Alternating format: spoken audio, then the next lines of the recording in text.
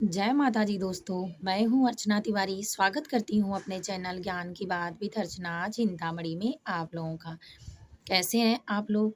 ये बताने के लिए कमेंट बॉक्स में जय माता जी, हर हर महादेव ज़रूर लिखिए। आप हमारी वीडियो कहाँ से देखते हैं? कमेंट बॉक्स में ज़रूर बताएँ दोस्तों। मुझे भी खुशी होती है कि आप कहाँ से देखते हैं। इससे पहले अगर आप हमारे चैनल पर नए हैं, तो हमारे हर वीडियो का नया नोटिफ़िकेशन आपको पहले प्राप्त हो, इसके लिए हमारे चैनल को सब्सक्राइब कर लें। अगर दोस्तों हमारी वीडियो आपको पसंद आती है, तो कृपया करके लाइक ज़रूर करें। दोस्तों आज की वीडियो में हम बात करने वाले हैं वास्तु शास्त्रों के अनुसार यानी वास्तु शास्त्र के अनुसार किन-किन चीज़ों को किसी के घर से भी अपने घर नहीं लाना चाहिए। नहीं तो ज़िंदगी भर आप कमाते रहेंगे, फिर भी परेशानियों का सामना करते रहेंगे। दोस्तों, ये वीडियो बेहद इम्पोर्टेंट है उन भाई-बहनों के लिए कि जिसके घर में सभी मेहनत करते हैं, परिश्रम करते हुए भी, सारी प्रतिक्रियाओं को सही करते हुए भी अगर ये चीज़ें अपने घर ले आते हैं, तो उनके घर में तंगी बनी रहेगी। कभी भी वो पैसे से मालामाल नहीं हो पाएँगे, कभी भी परेशानियाँ उनको नहीं छोड़ेंगी और कभी भी उनके घर में माता लक्ष्मी नहीं टिकेंगी। उनको इन्हीं गलतियों के कारण ज़्यादा परिणाम भुगतने पड़ सकते हैं। तो दोस्तों आप हमारे साथ हमारे वीडियो में एंड तक बने रहें, सारी जानकारियों को प्राप्त करें। क्योंकि कहा जाता है कि अगर कम समय में आपको जीवन की सारी चीज़ें कुछ ही देर में समझ में आ जाए तो आप गलतियाँ करना छोड़ देते हैं।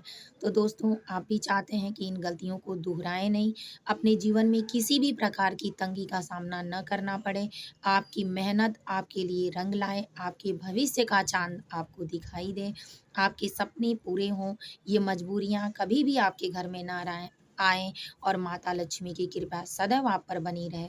तो ये वीडियो पूरा ही देखिएगा दोस्तों। क्योंकि मैं जो चीज़ें भी आपके लिए लाती हूँ बेहतर और प्रैक्टिकली ही चीज़ें लाती हूँ पारिवारिक रूप से।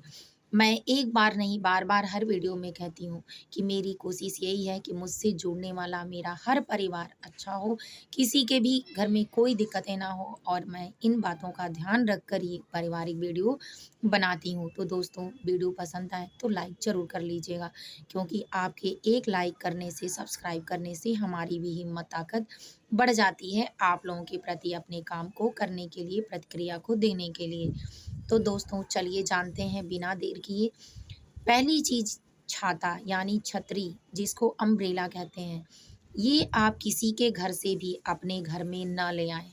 अब दोस्तों चलिए स्थिति के अनुसार सारी बातों को जानते हैं कि कब-कब, किन स्थितियों में आपको नहीं लाना चाहिए और किन स्थितियों में अगर मजबूरी हो तो आप किन चीज़ों को किस तरह से ला सकते हैं।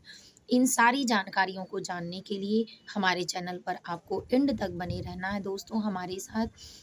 क्योंकि कोई भी जानकारी आपसे छूट जाएगी तो एक छोटी-सी गलती के कारण आपको परिणाम भुगतने पड़ सकते हैं। कहा जाता है कर्म हमेशा वापस आता है, कभी-कभी हमारे साथ बुरा करते हुए भी अगर अच्छा हो रहा है तो ये समझिए कि बुरा हमेशा अब हमारा इंतज़ार कर रहा है। लेकिन अगर हम सही कर रहे हैं और हमारे साथ गलत हो रहा है, तो ये समझिए कि भगवान ने आपको आपकी परेशानियों के लिए तुम स परेशानियाँ समाप्त हो जाएँ, इसके लिए आपको चुना है, आपकी परेशानियाँ समाप्त करने के लिए। आपके पाप कर्म जो थे, वो आपको परेशान कर रहे हैं। अब जो आप कर रहे हैं, वो आपके साथ आगे भी अच्छा होगा। तो दोस्तों, सबसे पहला है छाता यानी छतरी, अम्ब्रेला। अगर ये आप किसी के घर से ले आते हैं अपने घर में, तो इससे आप उसके घर का जो शनि दोष है, पितृ दोष है, उसको भी अपने साथ ले आते हैं, जिसके कारण आपके घर में नकारात्मक ऊर्जा का प्रवेश होता है और ये ऊर्जा आपके घर में आर्थिक तंगी का सामना करने के लिए मजबूर कर देती है।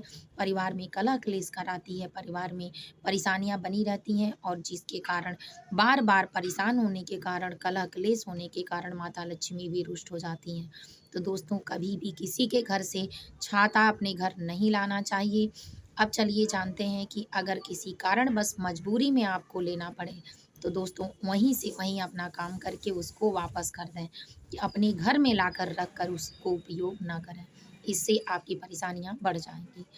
दोस्तों दूसरा जानते हैं दूसरा जूता जिसको शूज़ बोलते हैं।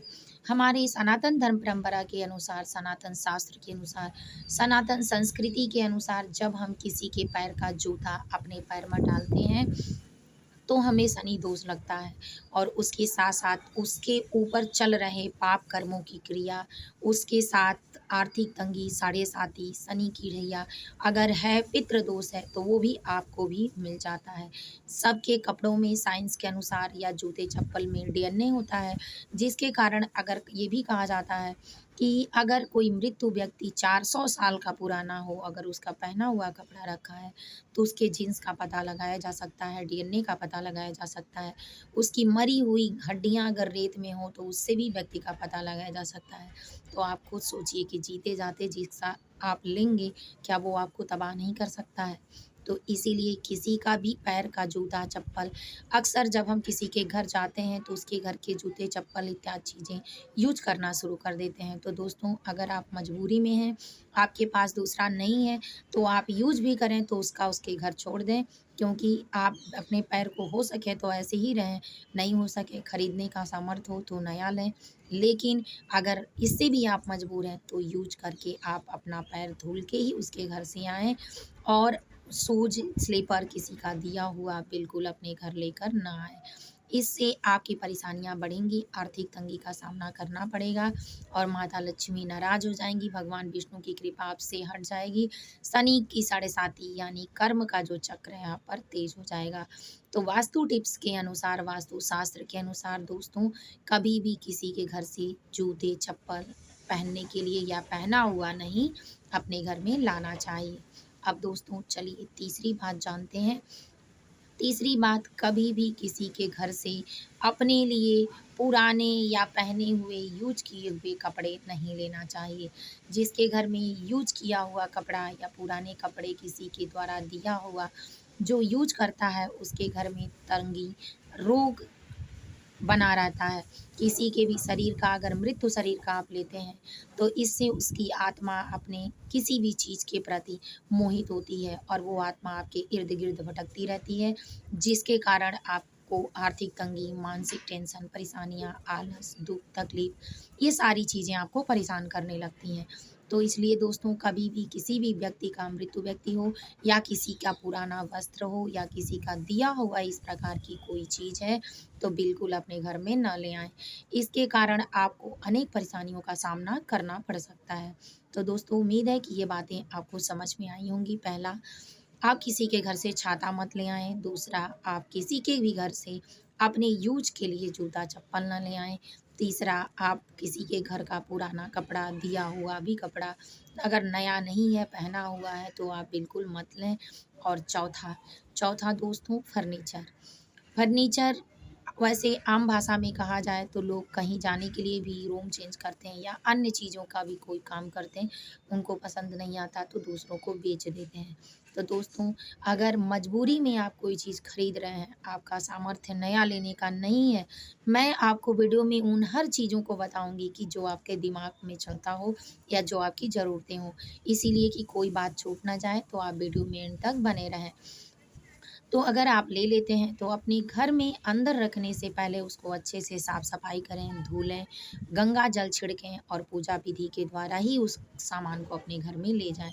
लेकिन अगर आपका सामर्थ्य नया लेने का है, तो दोस्तों शास्त्र के अनुसार किसी का फर्नीचर कभी भी अपने घर में पुराना नहीं लाना चाहिए, क्योंकि उसके घर की आर्थिक तंगी, नकारात्मक ऊर्जा ये सारी शक्तियाँ आपका पीछा करती हैं और आपके घर में प्रवेश कर जाती हैं। जब किसी की गंदगी आप अपने घर में ले आएँगे, तो आपका घर भी गंदा हो जाएगा। कहा जाता है, अगर 5 अच्छे व्यक्तियों के बीच अगर आप हैं, तो छठे व्यक्ति अच्छे आप होंगे। 5 करोड़पति व्यक्तियों के बीच हैं आप, तो छठे करोड़पति आप होंगे। अगर 5 ज्ञानी व्यक्तियों के पास आप हैं, तो छठे ज्ञानी आप होंगे। तो अगर आप ऐसे 6 गंदे लोगों के साथ हैं, तो छठे व्यक्ति गंदे आप होंगे। इसीलिए दोस्तों, इन सारी बातों से बचें, अपने बच्चों को भी बताएँ, अन्य लोगों को भी बताएँ कि ऐसे काम ना करें बिल्कुल। किसी के का कोई चीज़ अगर लेते हैं, तो दान में दे दें, मजबूरी में अगर लेना पड़े तो, या किसी ज़रूरतमंद को दे दें, पर अपने घर में मत ले आएँ। तो दोस्तों, उम्मीद है कि मेरी बातें आपको समझ में आई होंगी। वास्तु के अनुसार और धर्मशास्त्र के अनुसार पुराण के अनुसार, गीता भागवत के अनुसार, सनातन संस्कृति के अनुसार जो लोग अपने घर में रख-रखाव, रहन-सहन करते हैं, उसके अनुसार तो माता लक्ष्मी कभी नाराज़ नहीं होती हैं और स्वयं उनके घर में निवास करती हैं।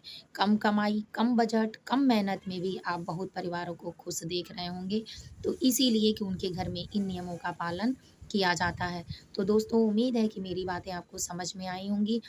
तो फिर मिलेंगे एक नए वीडियो में नए ज्ञान के साथ, तब तक के लिए हमारे वीडियो को लाइक कर लें, चैनल को सब्सक्राइब कर लें। फिर मिलेंगे दोस्तों, तो उम्मीद है आप शेयर करना बिल्कुल नहीं भूलेंगे। अगर वीडियो पसंद आई हो तो कमेंट ज़रूर करें। मेरी वीडियो आपको कहाँ से आप लोग देखते हैं कमेंट बॉक्स में बताएँ, मुझे बहुत अच्छा लगेगा। जय माता जी, हर हर महादेव।